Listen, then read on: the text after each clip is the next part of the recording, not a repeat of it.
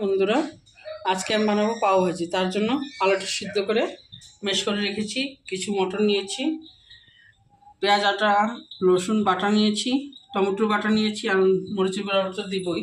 আর পাওটা হলো আমাদের এরকম এটাকে 2 পিস করে নেব, পরে দেখাবো এটাও 2 পিস করে। আর তেলটা গরম বসিয়েছি, গরম হয়নি, হয়ে গেছে আগে। তেলটা গরম হয়ে গেছে, গ্যাসটা একটু কমিয়ে দিই। কমিয়ে নিয়ে আগে একটু টমেটোটা ছেড়ে দেবো, টমেটোর বাটাটা ছেড়ে দিচ্ছি।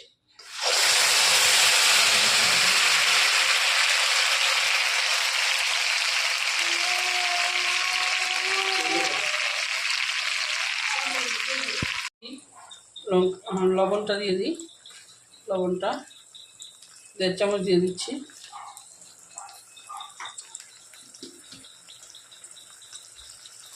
হলুদের গুঁড়ো 1/2 চামচের কম দিয়ে দিচ্ছি।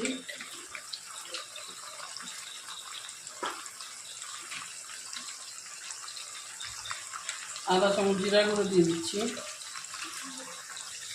লঙ্কার গুঁড়োটা একটু বেশি দিয়ে, কেন আমরা ঝাল ভালো পাই, আর আপনাদের একটু কম দিলাম। 1.5 চামচ দিয়েছি, আপনারা 1 চামচের কম দিবেন একটু।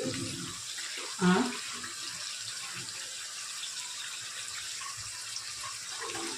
দিয়ে ভালো মতো আগে কষিয়ে নেব।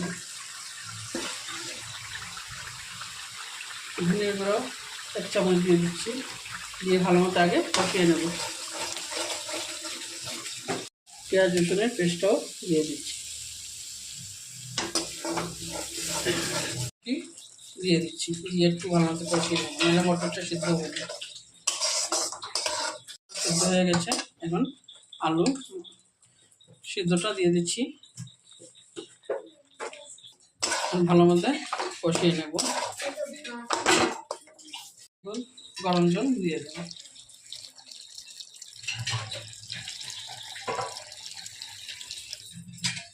গরম জল দিয়ে ভালো মতো মিশিয়ে নেব। একটু চিনি দিয়ে দিলাম,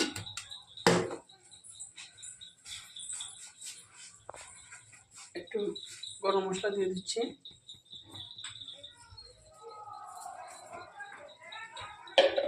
হাতের মধ্যে ঘষে কস্তুরি মেথি দিয়ে দিচ্ছি, দিয়ে ভালো মতো নাড়িয়ে নেব। নেওয়ার পরে এটা একটু পাতলা দেখাচ্ছি, কিন্তু একটু টানবে, ঠান্ডা হলে একটু টানবে। তারপরে সব কিছু করার পরে নিভিয়ে দেবো। তারপরে ঠান্ডা করার জন্য একটু রেখে দেবো, তারপরে দেখবেন একটু ভারী হয়ে যাবে। তারপর এখন পাওটা বানিয়ে নিই। বাটার দিতে ভুলে গেছি, একটু বাটার দিয়ে দিলাম। এই যে এরকম করে কেটে নিয়েছি, আর যে বাটার এরকম করে গরম করে নেব।